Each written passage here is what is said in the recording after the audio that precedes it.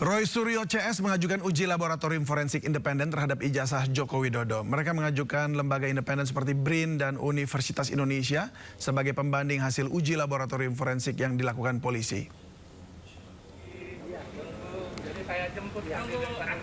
Roy Suryo CS mengajukan permintaan uji laboratorium forensik secara independen terhadap ijazah Joko Widodo.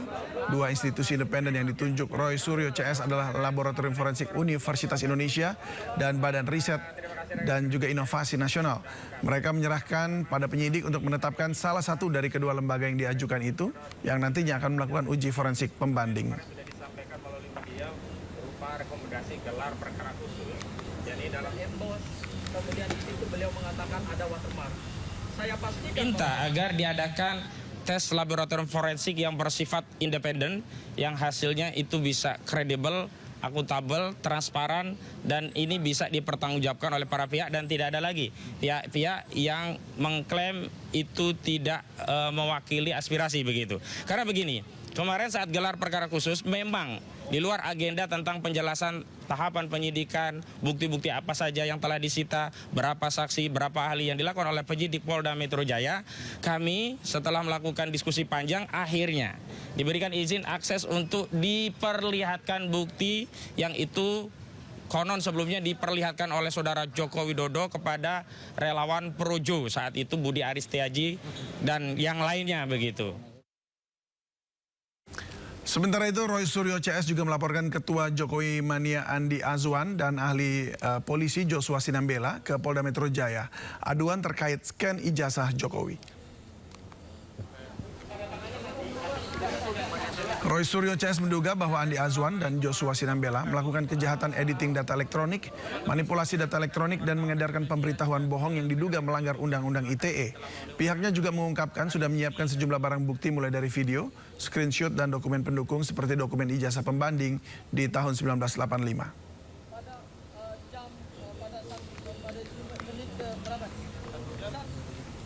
Pengamat kebijakan publik Bonatua Silalahi juga melaporkan sejumlah instansi mulai dari KPU hingga ANRI ke Ombudsman RI terkait polemik dokumen ijazah Presiden ke-7 Republik Indonesia Joko Widodo.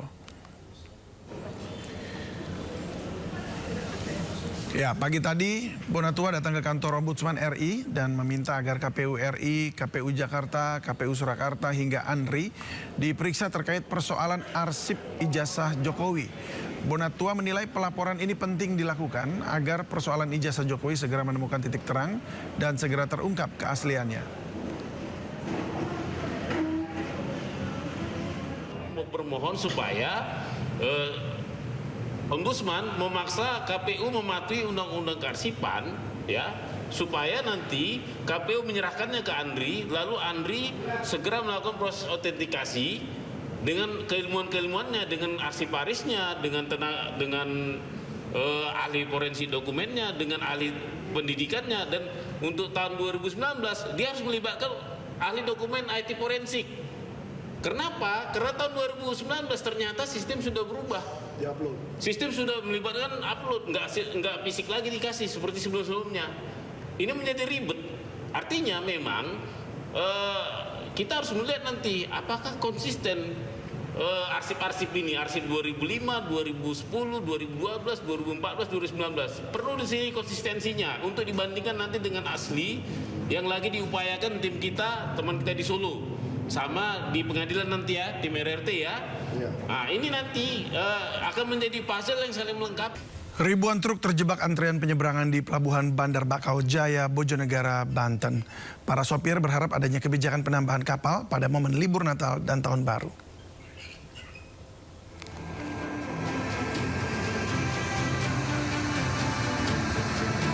Ribuan truk ekspedisi terjebak antrian panjang di Pelabuhan BBJ Bojonegara, Kabupaten Serang, Banten. Salah seorang sopir mengaku sudah 2 hari terjebak dalam antrian kapal. Antrian panjang terjadi lantaran jumlah kapal yang disediakan di pelabuhan sedikit, sementara jumlah truk yang menyeberang dari Pulau Jawa menuju Sumatera membludak. Tersendat berhari-hari. Tersendat katanya yang dari sana dibuang ke sini semua. Kalau di sini kapalnya terbatas, jadinya ngantri nungguin kapal yang dari Bako datang ke sini lagi. Ya mintanya tambahan kapal Pak, biar sopir-sopir nggak pada sengsara. Para sopir berharap adanya penambahan kapal agar aktivitas penyeberangan tidak tersendat dan semakin merugikan para sopir. Dari Cilegon, Banten, Iskandar Nasution, iNews melaporkan. Ribuan kayu gelondongan masih tergeletak di depan pesantren Darul Mukhlisin di Desa Manangini, Aceh Tamiang.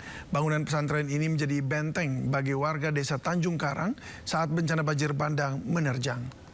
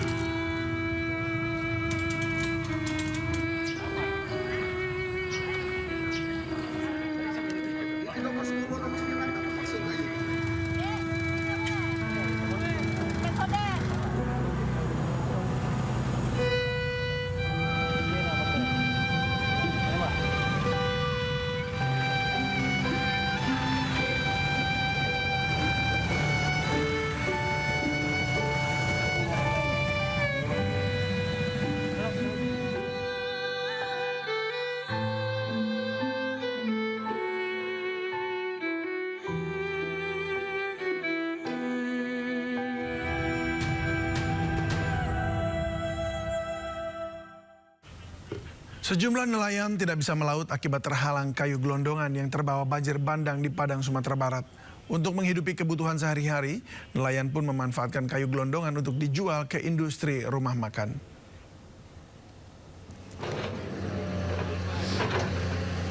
Pasca banjir bandang, petugas mulai mengumpulkan kayu gelondongan yang memenuhi pantai Parupuk Tabing, Padang.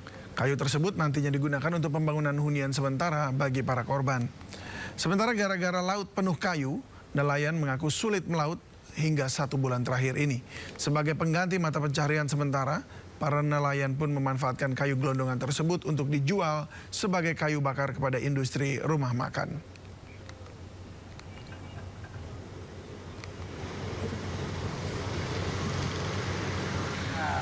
Pandai-pandai nelayan aja kena dampak ini banyak kayu kan, diolah, dipotong, ada yang beli untuk kayu bakar kan. Dengan penjualan kayu inilah kami untuk sehari-hari. Banjir Aceh Tamiang mendadak jadi sorotan publik setelah muncul dugaan adanya solar di permukaan banjir. Fenomena tak biasa ini viral di media sosial dan memunculkan pertanyaan besar, dari mana asal solar tersebut?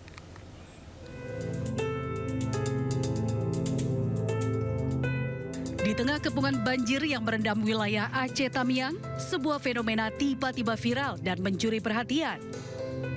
Bukan air keruh kecoklatan, warga justru mendapati kandungan minyak yang mengapung di atas permukaan air.